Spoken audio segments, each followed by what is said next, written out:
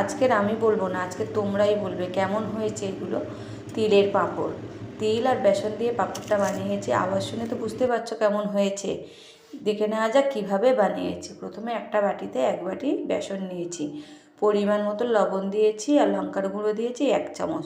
আর এখানে অল্প জল দিয়ে মাখতে হবে, একসাথে গাদা জল দিলে তাহলে জিনিসটা ফোলকা হয়ে যাবে। এটা একদম অল্প জল লাগবে।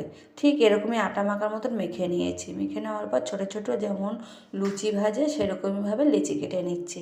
লেচি কেটে নেওয়ার পর এটাকে আমি রুটি করে নেবো। আমি রুটি করাটা আমি দেখাতে পারবো না, যেহেতু আমি এক হাতে ভিডিও করছি। এবার এরমভাবে কেটে নিয়েছি। এবার একটা রুটি বানিয়ে নিয়েছি। রুটি বানানোর পর ওর উপরে দিয়ে তিলগুলো, সাদা তিল নিয়েছি, সাদা তিলগুলো উপর দিয়ে ছড়িয়ে দিয়ে বেলুন বাড়ি দিয়ে হালকা হাতে চেপে দিয়েছি। আর এইগুলো রুটিটা হবে একদম পাতলা। এটা শক্ত করে, যেহেতু আমি বেসনটা মেখে নিয়েছিলাম, এটা একদমই পাতলা করে মানে রুটিটা করে নিলে এটা ভালো হয়, ভাজার সময় খুব মুচমুচে হয়। আর ঠিক চাকু দিয়ে এইভাবে কেটে নিচ্ছে, চাকু দিয়ে কোন কোন করে এইভাবে কেটে নিচ্ছি। প্রত্যেকটা এইভাবে কেটে নিয়েছি। এরকমই বেশ কয়েকটা বানিয়ে নিয়েছিলাম। দেখুন কতটা পাতলা হয়েছে বন্ধুরা। আর তিলগুলো বসে গেছে। পারলে তোমরা যদি এরকমভাবে তিল না বসাতে পারো, তাহলে যখন বেসনটা মাখবে বেসনের সাথে তিলগুলো দিয়ে দেবে, এটা একই ব্যাপার। আর কড়াইতে অল্প তেল দিয়েছি, তেলটা গরম হয়ে গেছে বন্ধুরা। এইভাবে ভেজে নিয়েছি, দেখুন কতটা সুন্দর ফুলছে।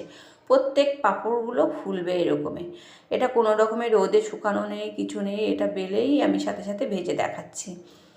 দেখুন বন্ধুরা, একটু কড়া করে ভাজতে হবে। ভাজা হয়ে গেছে, আমি এইভাবে তুলে নেবো। তুলে নিয়ে আমি প্লেটে রেখে দেবো।